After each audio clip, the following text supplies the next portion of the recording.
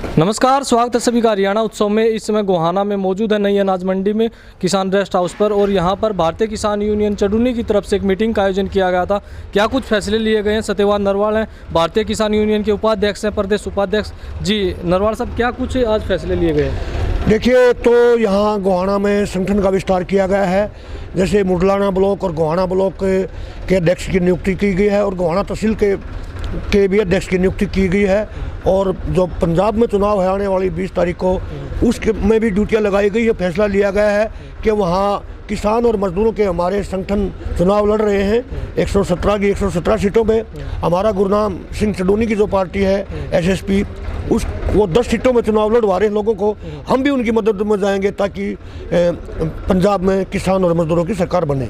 पंजाब में आप चुनाव लड़ रहे हैं, लेकिन बाकी 4 राज्यों में भी चुनाव है, वहाँ पर चुनाव नहीं लड़ रहे हैं, ऐसा क्यों? देखिए, पंजाब के हालात कुछ और हैं। चाहे देश की आज़ादी की बात हो, चाहे भी किसान आंदोलन की बात हो, पंजाब के लोग ज़्यादा सक्रिय हैं और वो ज़्यादा ज्ञान रखते हैं कि उन्होंने ज़्यादा ही भागीदारी दिखाई है। अब चुनाव में भी पहली बार हम प्रयोग करके देख रहे हैं, पहली बार पंजाब के लोग सक्रिय हैं और वो ज़्यादा इसमें रुचि रखते हैं। इसलिए वहीं से हम मॉडल शुरू करेंगे, पंजाब से ही। पंजाब में तो आप जीतने के लिए प्रयास करेंगे, लेकिन बाकी राज्यों में क्या करेंगे? बाकी राज्यों में ये करेंगे, जिस सरकार ने किसान और मजदूरों को जो 13-12.5 महीने वहाँ बॉर्डरों पर रखा, वो इधर हमें अभी भूले नहीं है। हम बाकी राज्यों में, चाहे पंजाब है चाहे उत्तराखंड है, पड़ोसी राज्यों में कहेंगे कि ये वही सरकार है, किसान और मजदूरों की हत्यारी सरकार है। उसको वोट ना दें, भले मर्जी करें, उस किसी पार्टी को वोट दे दें, लेकिन बीजेपी को वोट ना दें। यूपी में और उत्तराखंड में हमारा ये कहना है। जिस तरह से किसान बॉर्डर पर बैठे थे, उस टाइम पे तो सरकार ने किसी किसान को बुलाया नहीं, किसी से बातचीत नहीं हुई।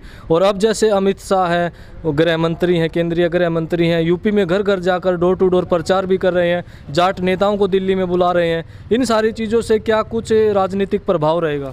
देखिए, अब देश की जनता समझ चुकी है, जब चुनाव आता है तब इन लोगों को किसान और मजदूर याद आते हैं। अब अमित शाह भी घर घर पर्चे बांट रहे हैं। अब इनको पता लग गया है कि इनकी सारी जगह जमानत होने वाली है। लेकिन अब ये कितने भी प्रयास कर लें, अब ये जनता, इन्होंने जो जख्म पैदा किए हैं किसान और मजदूरों के ऊपर, 700 से ज़्यादा किसानों की शहादतें हुई हैं और अनेक गर्मी सर्दी बरसात के मौसम में इतनी पीड़ा सही है, वो किसान और मजदूर कभी भूलेगा नहीं, वो याद रखेगा। 31 तारीख को भी कार्यक्रम रखा गया है, विरोध करेंगे सरकार का, उसको लेकर क्या कहना चाहेंगे?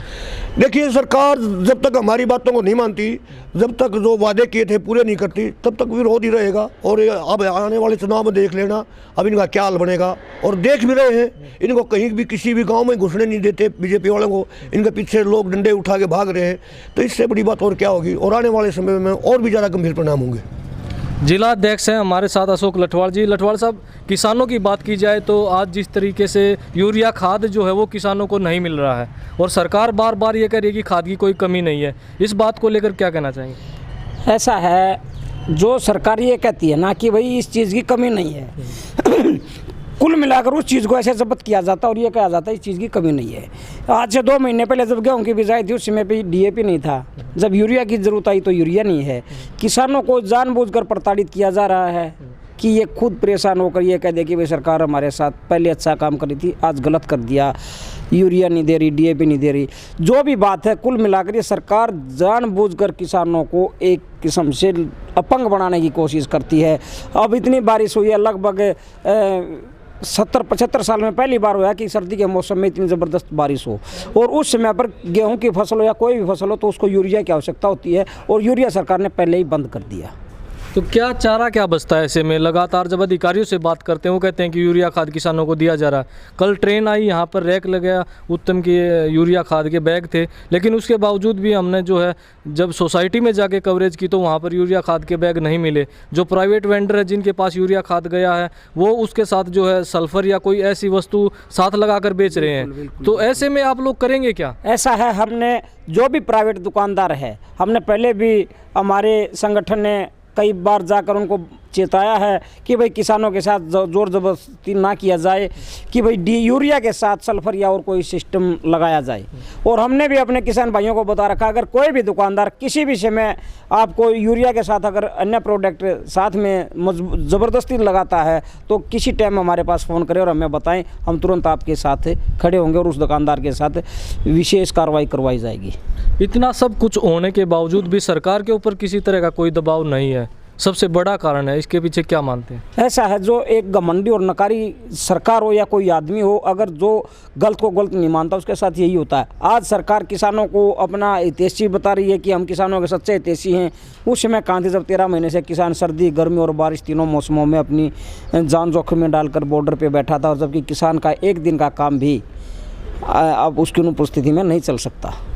तो ये थे हमारे साथ भारतीय किसान यूनियन चडूनी के प्रदेश उपाध्यक्ष सत्यवान नरवाल जी और साथ में जिला अध्यक्ष अशोक लठवाल जी। इन्होंने बताया कि जिस तरह से पंजाब में चुनाव है और वहाँ पर किसान जो चुनाव लड़ रहे हैं, उनमें उस चुनाव परिणाम में भी किसानों को अच्छा मार्जिन वहाँ पर मिलेगा, अच्छा जो है एक अच्छी सरकार बनाने में वहाँ कामयाब रहेंगे। और इसके अलावा बाकी 4 राज्यों में जो चुनाव है, वहाँ पर जो मौजूदा सरकार है, केंद्र सरकार है, जो किसानों के साथ 1 साल से भी लंबा जो किसान आंदोलन चला और वहाँ किसानों की सुनवाई नहीं हुई और बार बार किसानों के साथ जो है छल किया गया है, तो उसमें जो है 4 राज्य, जो बाकी 4 राज्य हैं, वहाँ पर उसका खामियाजा सरकार को भुगतना पड़ेगा। हरियाणा उत्सव के लिए अनिल खत्री की खास रिपोर्ट।